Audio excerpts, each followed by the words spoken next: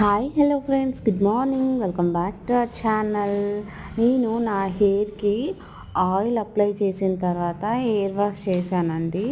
So oil apply చేసి ఒక 10 to 15 minutes massage అనేది చేసి హెయిర్ వాష్ చేసుకున్నాక నా హెయిర్ చూడండి, అసలు చిక్కులే లేదు, చాలా సిల్కీగా స్మూత్గా ఉంది.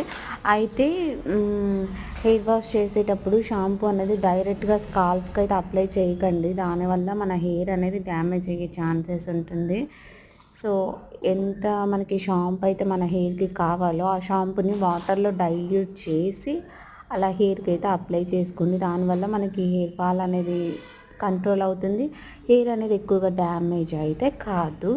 సో నేనైతే అదే ప్రాసెస్ అనేది ఫాలో అవుతూ ఉంటాను. సో మీరు కూడా ట్రై చేయండి, చాలా బెస్ట్ రిజల్ట్స్ అయితే వస్తాయి.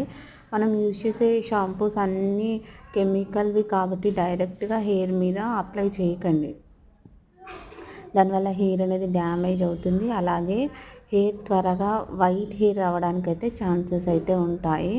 సో మీరు వాటర్లో ఎంత కావాలో అంత డైల్యూట్ చేసుకొని హెయిర్కి అప్లై చేసుకుంటే మనకి కొంచెమైనా ప్రొటెక్టివ్గా ఉంటుందన్నమాట, హెయిర్ని ప్రొటెక్ట్ చేస్తుంది. సో మీరు ఈ టిప్ అనేది ఫాలో అవ్వండి. ఎప్పుడైనా సరే హెయిర్ వాష్ చేసుకునే ముందు ఆయిల్ అప్లై చేయండి.